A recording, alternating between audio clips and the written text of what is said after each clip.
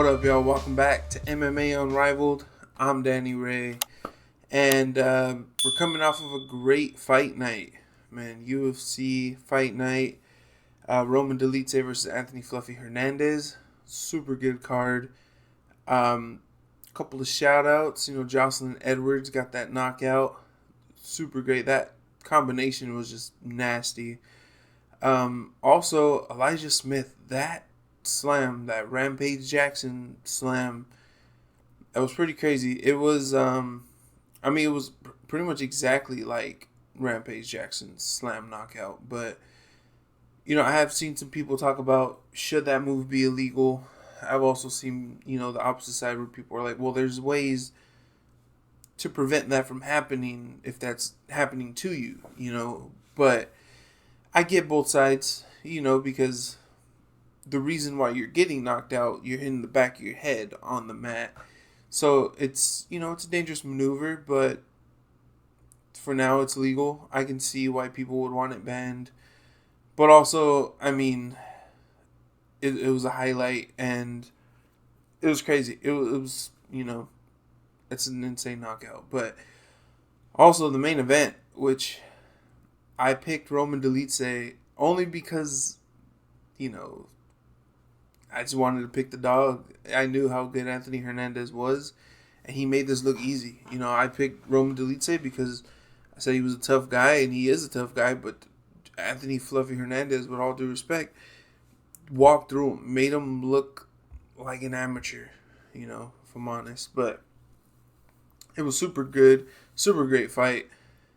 The way there's that picture of him, of Anthony Hernandez, he's getting punched and he's smiling. Insane. The choke was nasty. The way standing, pulling him back is just crazy, and the walk off was wow. This he's a problem, man. He's on I believe 8-fight win streak now. What's next for him? I don't know. We'll see. But he is a problem in the division. I'm looking forward to seeing what he does next. So yeah, great card. And also in MMA news, of course, the big talk right now is UFC signed a deal with Paramount Plus. It's CBS, right? So it's CBS, Paramount Plus. So they're going to be having all their events on Paramount. So all the fight nights, all the numbered cards are going to be on there. So pay-per-view, no more pay-per-views. Well, I guess Dana said pay-per-views aren't completely dead. There will be some, every once in a while, some paid, pay-per-views. So, which is good. Of course, when they said, no more pay-per-views, of course, as a fan, you're like, oh, nice. You get to save money. You don't have to pay for these, and they're free. It also, gets rid of the piracy for the most part. Cause, some people won't get Paramount or don't have it and don't want to pay the monthly fee. So they, they'll probably still try to illegally stream it. But, so that's great. You're like, oh, nice. It's free as long as I have this membership for whatever it is a month, like $12, $15 a month. But then you got to think of it as the fighters, that's, pay-per-view points is a big part of how these guys get their money. So I see it from both sides. It's, of course we want the fighters to get paid what they're owed. They deserve it for what they're out there doing. So it's a big deal. It's a what is it, $7.7 billion over 7 years. So, it's great for the UFC in general. And I think what I seen, I don't know if it was a direct quote or not, but it was something like Dana or someone said that it was a big day for the UFC, for, the fighters as well. So I want to know how this is going to benefit the fighters. Is the fighter pay going to go up? We'll see. If anybody asks Dana that, at the press conference on either on the Contender Series or this weekend for UFC 319, So yeah, we'll see. I would like it would be cool if they got a raise in fighter pay because they obviously deserve it. But yeah, I think that's pretty much. Oh no, a fight was announced. Charles Oliveira versus Rafael Fiziev will take place. I can't remember the exact date, but headline in Brazil. So that's gonna be great. I know a lot of people are saying it's a quick turnaround for Charles, and it is. Especially after getting knocked out by Topuria. But I mean, yeah, I mean that does make me a bit nervous for him, especially going up against Fiziev because Fiziev's a tough fighter. So yeah, there's always that, if he's jumping into it too quick. But I mean, it is Charles. Charles is different, man. Charles is built different. He's built for this. So we'll see how that goes. Either way, I'm excited for the fight. That's a fight. So yeah, I mean, besides that, we got this big card this weekend, UFC 319. I'm super excited for it. I've been excited for this one. I I mean, this is a huge main event and one that I've been excited to break down. So, yeah, let's get right into it. Let's break down UFC 319. Dricus du Plessis versus Hamzat Chimaev. First fight of the night, we got Brian Battle versus Sultan Ruzaboyev. Brian Battle, he's a great fighter, and you can never really count him out on any fight that he's in. He's a tough dude, but Ruzaboyev, he's very dangerous, man. He's especially at middleweight, and he's super tall. I think he's 6'5". He's got super precise strikes. He's got power, and if he can stuff the takedowns and not let Brian Battle get him down and control him the whole fight, I really think he comes out with a win here. I think he makes Brian Battle fight his fight. I think he uses his kicks to fight from range. And look, Brian Battle, he's a great fighter. He's got some good striking. He's got a good ground game. But I feel like if he can't push you to the fence and like keep you in the clinch, he does seem to struggle a bit. And I think with the range, the precise strikes, the power of Ruzaboyev, I think it's just going to be too much for Brian Battle. So I'll take Ruzaboyev on this one. Honestly, I think I like taking him by KO. I'm gonna take the dog on this one. Like I said, he's big for this division, man. He's big for his, at this weight class. He's great. He's got the power. I'm taking Ruzaboyev by KO. Next up, we got Edson Barboza versus Drakkar Klose. This is a very interesting fight. We got Edson Barboza, who is a bit older now. But he's a fighter who always shows up in shape. He's still fast. He's got fast kicks. But where he seems to struggle a bit is within close boxing range, if that makes sense. And when you look at Drakkar Klose, he does have power, man. And he's got really good grappling. And, he does like to get in there and just throw sometimes. But that could pose a problem going up against Barboza, who, like I said, still has some speed. And, with how versatile his kicks are, I think he'll throw them leg kicks, maybe throw in some knees. And, I just think his striking is a little bit better than Drakkar Klose. And I know, Klose has the power in the grappling, but I think Barboza can keep it on the feet and, pick Klose off at range and come out with a win here. I'll take Edson Barboza on this one. I'd say by decision. He's currently minus 175 as of recording this. Next up, we got Chase Hooper versus Alexander Hernandez. I know Chase Hooper is a favorite here, and a lot of people are probably going to be super quick to pick him in this matchup. And that's because he's really been coming into his own. He's coming off of big wins against legends like Jim Miller and Clay Guida. And he dropped Borchev. And if Chase Hooper can drop you, it's a problem, because he's got some great jiu-jitsu. And he can blend it all together. His grappling techniques are really great, and now his striking has really seemed to be getting better. So he is a problem right now, but I don't think this fight will be a walk in the park for Hooper. Hernandez is a fighter who has had some impressive fights, and he does have some momentum going into this fight.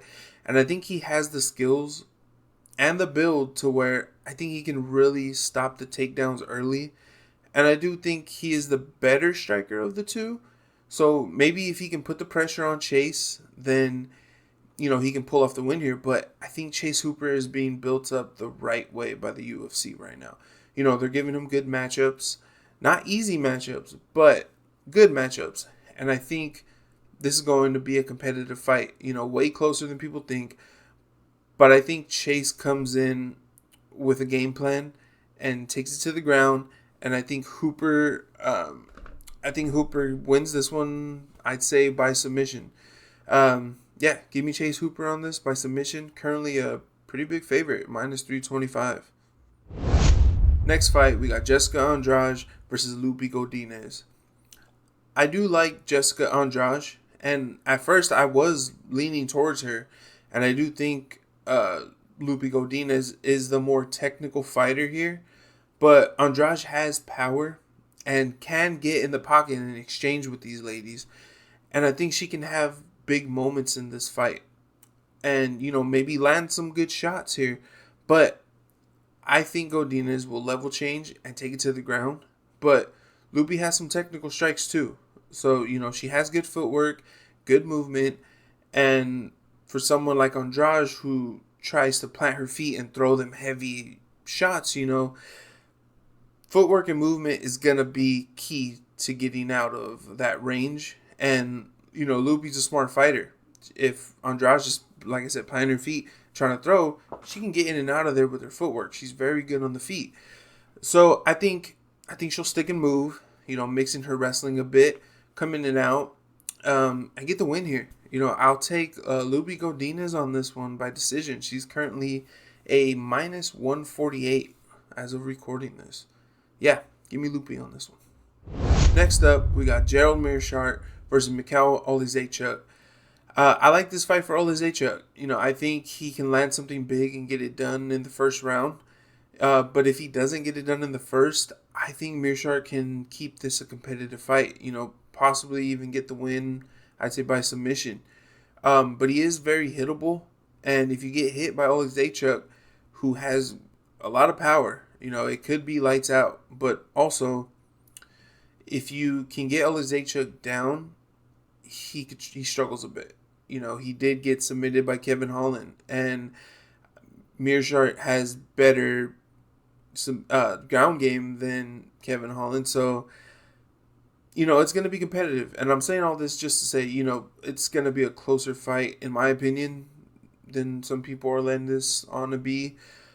But I will be taking Oleksiejczuk on this one by KO. Like I said, probably first round KO.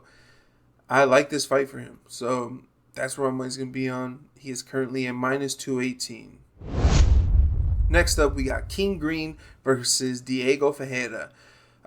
This fight is a very interesting one because right away I was ready to pick Diego Ferreira on this one. He is 40 years old, but that's only 2 years older than King Green. And he's gotten 2 good KO wins over Michael Johnson and Matsus Rebecki, but then lost the decision to Grant Dawson. Then you have King Green, who beat Grant Dawson, then got KO'd by Jalen Turner, submitted by Paddy Pimblett, and then KO'd by Rufy. All high-level guys, So I think this fight is a bit more where King Green should be fighting right now. Not to say this is an easy fight because Diego Ferreira, despite his age, still has really good jiu-jitsu. He can get takedowns. He is a bit slower now, but that comes with age. But he does have power. I can see him catching King Green and then getting the KO. But I am really liking the dog here, man. This is my downfall. I go for the dog sometimes. It's just, King Green really needs the win right now. And I think he knows that. I'm hoping that we are getting a motivated King Green here who knows he needs this win and can go out there and show, how great of a fighter he is. We know how great of a fighter he can be. He's got great striking and great cardio. He can go out there and get this win. And I'm really, really liking him in this fight. So I'll take King Green on this one. Give me him by KO. He's currently underdog, plus 136. But I like the dogs here, man. Give me King Green on this one. Next up, we got Tim Elliott versus Kaya Sakura. This is a very interesting fight here. We have Tim Elliott, who is a bit older now. He is 38 years old, and he hasn't fought since December of 2023. So he hasn't been very active at all. And that's rough, especially when you're in this division. There's some killers in this division. And then, to be out for so long at his age, to come back and then to fight Kaya Sakura, who is super dangerous. He got brought into the UFC. He got fast-tracked to the title shot. They brought him in to challenge Pantoja, where he lost. But this is a very tough fight for Tim Elliott. And before Tim Elliott took the time off, he did have some solid wins. He puts a good pace. He's got good pressure. He puts pressure on his opponents. His submission game is great. And, he has some good striking.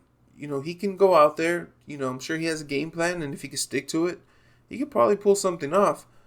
But for Kai, coming off of his fight against Pantoja, and there's no disrespect to Tim Elliott. It's just Pantoja is so great. This is a big step down in competition for him.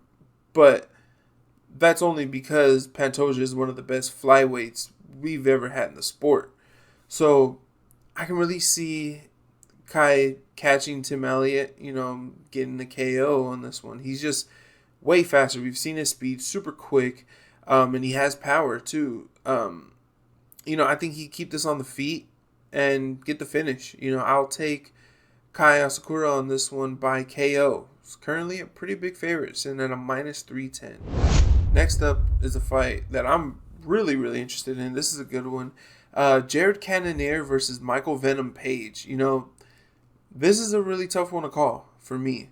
Jared Cannonier, as we all know, started off as a heavyweight, and he has some great power. He is a bit older now. He's at 41 years old. He does have some decent grappling, but he doesn't really ever use it. And I think for a fight against MVP, who is super tricky on the feet, that would be Cannonier's best bet. That would be his best chance of winning, I would think. Just take it to the ground, maybe get some good ground and pound going to stop MVP. But I will say also, Cannonier does seem to fight a bit hesitant against these strikers that are a bit trickier, that he understands how dangerous they can be, like he did against Adesanya. And, if he fights that way against MVP, MVP will catch him with something, man. He has quick strikes, good knees, great kicks, and he's just such a tricky, unorthodox fighter that I think he's going to be putting the pressure on Cannonier, keeping a pace that he always does, and I don't think Cannonier can really keep up with MVP. He's just too fast. MVP has great cardio. He's just, I'm saying this a lot, but he's tricky, dude. He's really tricky on the feet. I think MVP is going to use his feints, probably bait him into, just bait Cannonier into swinging. He's just elusive. That's the word, elusive. And, I could see him baiting Cannonier getting a bit frustrated and just, start letting things go, just throwing, and MVP will counter him and land some shots. I think he can catch him. I don't know if he knocks him out. Cannonier's tough. He's very durable. He's got a great chin. But I like Michael Venom Page here. I'm going to take Michael Venom Page by decision. He's currently a minus 192. Next up, we got Jeff Neal versus Carlos Pratas. This is one that I'm super excited for. I'm a fan of both of these guys, and I feel like Jeff Neal shouldn't be counted out on this one. He has some of the best boxing in his division, and I feel like if he can keep his boxing looking crisp and get the footwork moving to really time, Pratas' openings and land, if he can land some shots, he could really win this fight. But I feel like Carlos Prates, he's tall, and he has power. He has nasty knees and kicks. He has good striking. And, he is coming off of a loss against Ian Gary where it was his first 5-round fight. And I feel he got started a bit too late in that fight. Maybe that was because he was trying to, conserve his energy, keep his gas tank full because he had never been in those later rounds. But I feel like Prates is more well-rounded. I like Jeff Neal. He has great boxing style, and maybe he clinches and throws some uppercuts. He has some really nasty uppercuts in the clinch. But Carlos Prates, he has power, man. I think this is a close fight, but Prates is just too quick. And Neal, he's a very durable fighter, but he does get hit. And if Prates gets you wobbled, he's going to be all over you and going for the kill. And, Neal does have the boxing advantage, I'd say. But I could see him getting a big shot and maybe, getting a bit reckless and swinging and getting caught by Prates, who, I think he's just going to keep him at range. He has the length, he has the range to keep this fight where he wants it. So I think he's going to use his range to his advantage. I think he's going to catch him, man. I'm going to take Carlos Prates on this one. I'd say by KO. He's currently at minus 265 right now. Yeah, he's just really good, man. This is a very good fight. I'm excited. Give me Carlos Prates on this one. Next up, we got the co-main event of the night. Another banger, one that I'm super excited for. This card is just so stacked, man. We got Lerone Murphy versus Aaron Pico. I've been a big fan of Aaron Pico for a while. He's got really good boxing, really good wrestling. He's a really well-rounded fighter. He was great in Bellator, and honestly, he's just a monster, dude. He's a monster. But he is going up against Lerone Murphy, who is undefeated and has beat some big names such as Edson Barboza, Dan Ige, and most recently Josh Emmett, who is one of the most dangerous heavy hitters in this division. So, he's been fighting this high level and beating this high level of competition in the UFC. He's coming out with these decision wins, and as much as I want to pick Aaron Pico, and as big of a fan as I am of him, he just really hasn't fought this level yet. The strength of schedule, Lerone Murphy is just fighting and beating these, elite guys. So, this is a tough fight to be thrown in for your UFC debut. But how I feel is this is how highly the UFC thinks of him. I would say this is how I take it. Putting him up against some tough fighters, because he was originally supposed to fight Movsar Evloev, and I thought that was a tough fight for him. But Pico, he is dangerous. He fights very smart, and he has good ground game. He has good ground and pound. But, it's just a lot of fighters who come over from these other promotions, they seem to struggle a bit with the fighters in the UFC. I just don't see him taking Lerone Murphy down and holding him down. And Lerone Murphy is, more they're both complete fighters. I just think he's just got that advantage. He's got a bit of an advantage. I think he's going to hit from range, stick and move, and I think Lerone Murphy gets this win. I will say, though, I am rooting for Aaron Pico in this fight. I'm a big fan of Aaron Pico. But if I had to pick, I'm leaning towards Lerone Murphy. Like I said, strength of schedule is a big thing. His resume speaks for itself. I'm going to pick Lerone Murphy on this one. I like Aaron Pico a lot. I'm rooting for him. But I'm going to go Lerone Murphy on this. I'm going to say Lerone Murphy by decision. Next up, the main event of the night. Dricus du Plessis versus Khamzat Chimaev. Man, this is one I know a lot of people have been waiting for. I've been waiting for. This is going to be a great fight. Super competitive. I think, a big thing a lot of people are talking about with this is if Khamzat wins it, it's going to be within the first 2 rounds, because that's what that's what we've seen from him. Is like he's gonna get in there. He's a killer, man. He's just all over you within those first 2 rounds. And if Dricus can get past that, and the later the rounds go, more people are leaning towards DDP. So, a big thing on DDP for a while for a lot of people was that he didn't have cardio. But I think they're saying that about both guys, is cardio is a problem. But with DDP, he did get that surgery on his nose or something, and ever since then, he's just been a machine, man. He's super big for his division, man. He's a huge guy. I think he has power. He does have a ground game. But he's super tricky, dude. Super unorthodox. He for a long time, man. I've never really picked DDP to win. I thought Robert Whittaker was gonna just walk right through him, and he knocked out Robert Whittaker. Threw me off completely on that one. Him against Adesanya, I really thought Adesanya was gonna win it, and I do honestly think Adesanya was winning that fight until DDP caught him with that submission. But at this point, I've just been, I've been picking DDP because I'm just like, at this point, for a long time I was like, and a lot of people were saying that he's just not a good fighter, but he is a great fighter. This dude he's got no quit in him.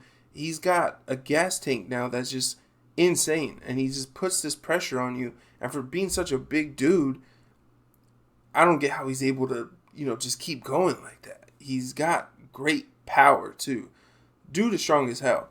And on the other side, we got Hamza Chimaev, who for the longest time was just like the boogeyman. And is still the boogeyman, honestly, because he's still beating all these guys. He's not, like in the pandemic days when he was just starching dudes and fighting on, what was it, like 8-day notice, 18-day notices back to back. Like, he's just an insane fighter, dude. What he did to Kevin Holland was insane. What he did to Robert Whittaker was insane. The way he just immediately shot like that gave Robert Whittaker some problems on the ground, just putting all his weight and all his pressure on him, and then getting that tap. Whittaker tapped so quick, and that was because the strength of Hamza, dude. He just put that pressure on his chin, and he broke his fucking jaw. Like, that was insane to do that to Robert Whittaker. Hamza, and like I was saying, a big knock on him that people were saying is the cardio. And going into those later rounds, he struggled a bit against Kamaru Usman in the last round. I really thought Kamaru started to pick it up, and Kamaru took that fight on, 10-day notice? And if that went to 5 rounds, I really think Usman would have won that. He also did the same against Gilbert Burns, where that was a super close and competitive fight. I did have him winning that fight, but it was super close and super competitive. So I think with Hamza, he's had some health issues in the past, and there's always these rumors going around where he's saying, he's going to retire, or there's rumors that he's going to, even recently they said that there was a rumor that if he won the title, he was going to retire, where I believe he cleared that up and said no, that wasn't the case. So you always, it's always sort of worrisome when a fighter is talking about retirement, because you kind of feel like he has one leg in, one leg out, isn't fully committed. But Hamzat is a monster, dude. He has power. He has insane wrestling. And from what I've seen, I've been seeing workout training stuff and hearing people talk about his workouts and stuff, that he's just really grinding his ass off, working on that cardio. And honestly, I really like him in this fight. I think he's going to put the pressure on DDP early and take it to the ground, put all his weight on him. Because, like I said, DDP is a huge guy. But Hamzat's pretty big too. He's a big dude. So I think this is going to be a super competitive fight. I think, dude, this one's so hard to pick because, they both got hands. They both got ground game. I'd give the advantage on the ground to Hamzat, though. and that's if you can keep him down, because I said DDP's strong as hell. But honestly, I like Hamza on this fight. I'm gonna take Hamza on this. I say he gets it done early. I'm gonna say like first round. I don't know. I don't see this going the distance. I'm giving it to Hamza here. I'll take Hamza. He's currently a minus 225 favorite. I'll take him by submission, dude. His ground game is insane. He's got a strength that, I mean, look what he did to Robert Whittaker. Look what he did to Kevin Holland. Like, look what he did to the Leech, dude. When he picked up Leech, took him over to the cage, to what was he was talking to Dana or something, and then put him to sleep. Insane. Yeah, give me Hamza on this one by submission, first round. And that is it, y'all. UFC 319. Super hyped for this card. Like I said, this is super stacked. All these fights I'm super excited for. I mean, to have Brian battle in the prelim and Edson Barboza in the prelims, like, this is a super stacked, insane card. I'm excited for it. Like I said with the co-main, I'm really leaning toward, I really want Aaron Pico to win this, but if I gotta go with my betting brain, I'm picking Lerone Murphy. But it's gonna be a competitive fight. This is gonna be a great card. I kind of want to do a recap on this, so maybe we'll do a recap video. I've been wanting to do those, so we'll see if I have the time. I will do that. But yeah, thank you guys for watching. Make sure to do all the things, like, comment, subscribe, share it if you can. I'd really appreciate it. Let's hopefully these parlays hit, man. Let's get this money. Thank y'all for watching. I'll see you on the next one.